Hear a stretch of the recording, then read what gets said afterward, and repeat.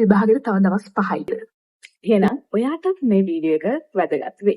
මම මේ වීඩියෝ එකේ ප්‍රධාන කොටස් 3ක් යටතේ කතා කරනවා. මම මේ කාලේ කොහොමද වැඩ කරේ විභාග කාලය ඇතුළත විභාගෙට කලින් විභාගෙට පස්සේ ඒ හැමදේම ඔයාලත් එක්ක බෙදා ගන්න මම මේ වීඩියෝ එකෙන් සූදානම්.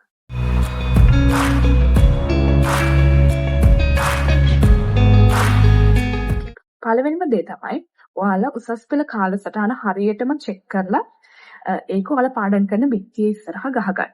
මොකද ඔයාලට නැත්තම් දින පැටලෙන්න පුළුවන්, වෙලාවල් පැටලෙන්න පුළුවන්. ඒකින්ද අනිවාර්යයෙන්ම හරියටම කාලසටහන බලලා ඒකේ තියෙන දින ටික ඔයාගේ විෂයන්ට අදාළව තියෙන දින ටික හරියට නිවැරදි වේලාවත් එක්ක බලලා ඔයා ලියලා බිත්තියේ ඉස්සරහා ගහගෙන තියන්න. එතකොට ඔයාලට විභාගෙ තියෙන දිනයක් වෙලාවක් පැටලෙන්නේ නැහැ. ඒක තමයි පළවෙනිම වැදගත් දේ. ඊළඟට තමයි විභාග කාල සීමාව තුළ ඔයාලා විභාග කාලසටහනට අනුව වැඩ කරන්නේ. ඒකට මම පෙන්නන්නම් මම විභාග කාලයේදී භාවිත කරපු කාලසටහනක් මෙන්න මේ විදිහට. ඔයාලටත් පුළුවන් ඒ කාල සීමාව මාසයකමාරක් වෙන්න පුළුවන්. ඒ ඔයාලට තියෙන කාල සීමාව ඔයාලා කරන විෂයන් තුනට අදාළව මේ දවස්වල මෙන්න මේ විෂය පාඩම් කරනවා කියලා අන්න ඒ ආකාරයට ඔයාලා බෙදලා වෙන් කරගෙන තියාගන්න. ඒකට ඔයාලට පුළුවන් එක සමාන බරක් දීලා සබ්ජෙක්ට් තුනටම එක සමානව වැඩ කරන්න. එහෙමත් නැත්නම් ඔයාලා දුර්වල විෂයක් තියෙනවනේ ඒකට වැඩි බරක් දීලා වැඩ කටයුතු කරන්න පුළුවන්.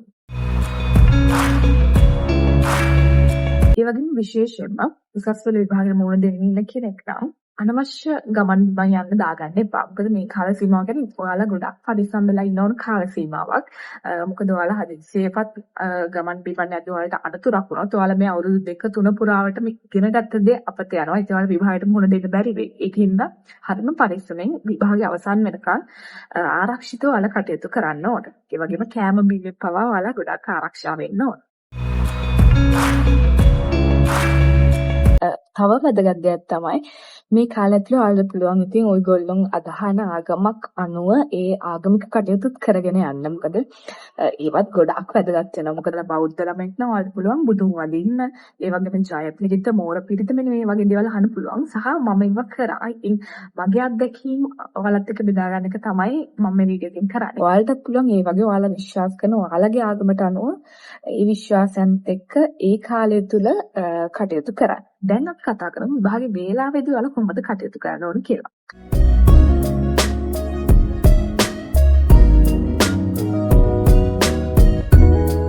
පළවෙනිම දේ තමයි විභාග ශාලාවට පැය භාගයක් නැත්නම් මිනිත්තු 35කට කලින්වත් ඔයාලා යන එක හොඳයි. මොකද එහෙම නැත්නම් අන්තිම මොහොතේ ගිහිල්ලා ඔයාලට මොකක් හරි ප්‍රශ්නයක් වුණොත් ඔයාලට ඒක විසඳ ගන්න කාලයක් නැහැ. ඒකින්ද අනිවාර්යෙන්ම ඔයාගේ විභාග ශාලාවට ඔයා පැය භාගයක් නැත්නම් මිනිත්තු 35කට කලින්වත් යන්න උත්සාහ කරන්න.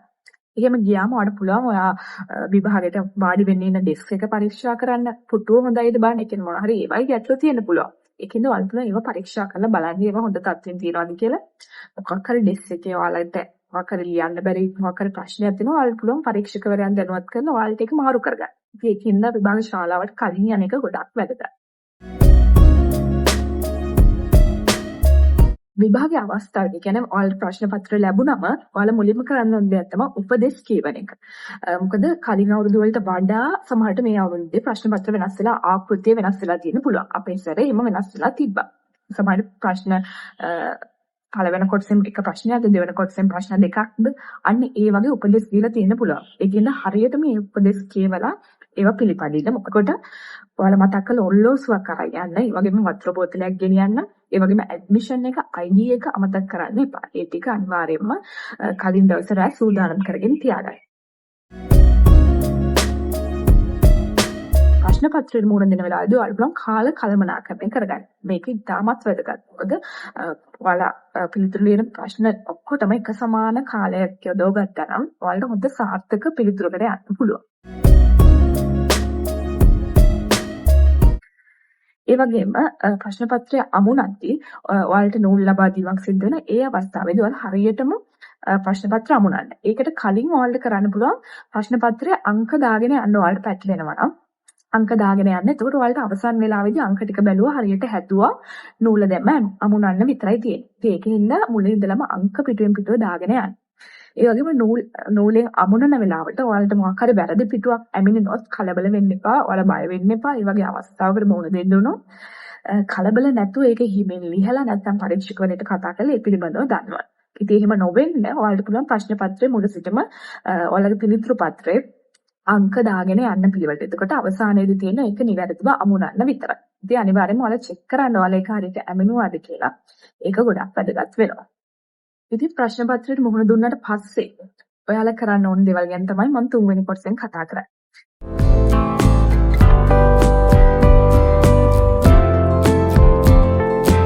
වැදගත්ම දේ තමයි පේපරේ ලියලා ඉවරුනාම ඔයාලා යාළුවොත් එක්ක උත්තර සාකච්ඡා කරන්න යන්න එපා.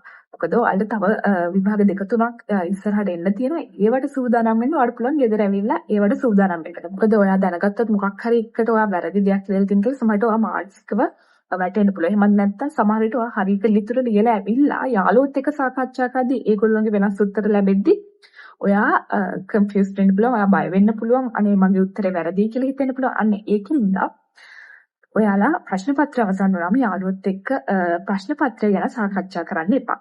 සමහර විට පේපරේ අවසන් වෙලාවම එක එක සමාජ මාධ්‍ය හරහා මෙන්න පිළිතුරු කියලා එන්න පුළුවන්. ඉතින් ඒවා පරීක්ෂා කරන්න යන්න එපා. මොකද ඒකට වැය කරන කාලේ ඔයාලට පුළුවන් ඊළඟ ඔයාලට තියෙන සබ්ජෙක්ට් එකට වැය කරලා ඒකට පාඩම් කරන්න උනන්දු වෙන්න. ඉතින් මේ වීඩියෝ එකේ අන්තිමටම මට කියන්න තියෙන ඔයාලා ගැන විශ්වාසය තියාගන්න. ඔයාලා අවුරුදු දෙක තුනක් පුරාවට පාඩම් කරපු කරුණු ගැන ඔයා විශ්වාසය තියාගන්න.